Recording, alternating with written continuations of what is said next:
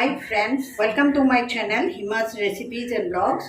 আজি মই আপোনালোকৰ ওচৰত মই কিদৰে ঢেকীয়া শাক ভাজো সেইটো মই দেখুৱাম বুলি ভাবিছো।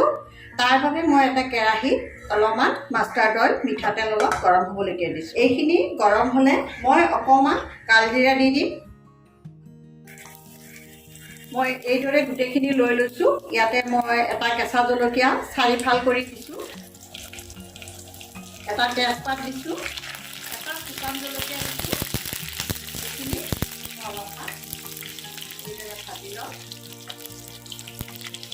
এতিয়া ইয়াতে মই অলপ পিঁয়াজ দিছো। এটা পিঁয়াজ কাটি লৈছিলো।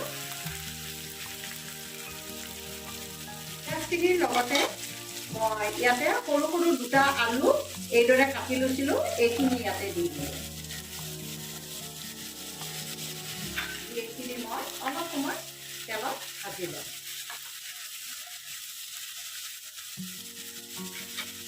ইয়াতে অলপমান হালধি দি দিছোঁ আৰু নিমখ অলপ দিছোঁ, তেতিয়া সোনকালে আলুখিনি ভজা যাব।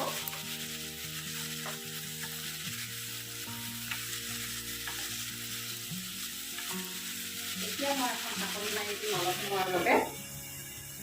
ঢাকনিখন এতিয়া মই অলপ আঁতৰাই পেলাই চাই লওঁ মোৰ আলুখিনি সিজি গৈছে। ইয়াতে মই কেইটামান কলা বুট আৰু কাবুলী বুট অলপ ভিজাই থৈ দি সিজাই লৈছিলোঁ। এইখিনি মই ইয়াতে এতিয়া ঢালি দিম। তেতিয়া খাবলৈ অলপ টেষ্টি লাগে। আৰু অলপমান আদা আৰু নহৰু বটা এইখিনি মই ইয়াতে মিক্স কৰি দিম। এচামুচমান আদা আৰু নহৰু বটা দি দিব।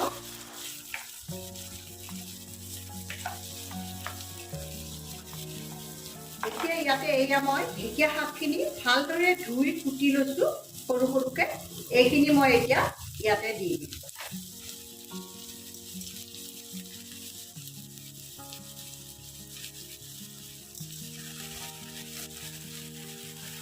এইদৰে দি গোটেইখিনি ভালদৰে মিক্স কৰি দিব লাগিব।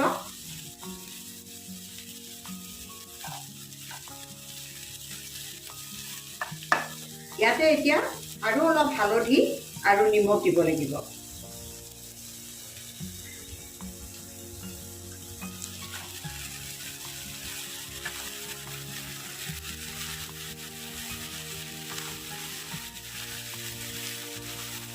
এই চব্জিত পানী দিব নালাগে, পানী দিলে বিজল বিজল হৈ যাব।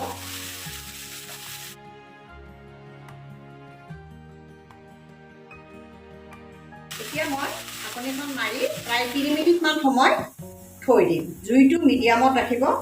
মোৰ প্ৰায় 4 মিনিটমান সময় সিজিবলৈকে দিলোঁ। এতিয়া ঢাকনিখন খুলি পেলাই অলপ লৰাই দিওঁ।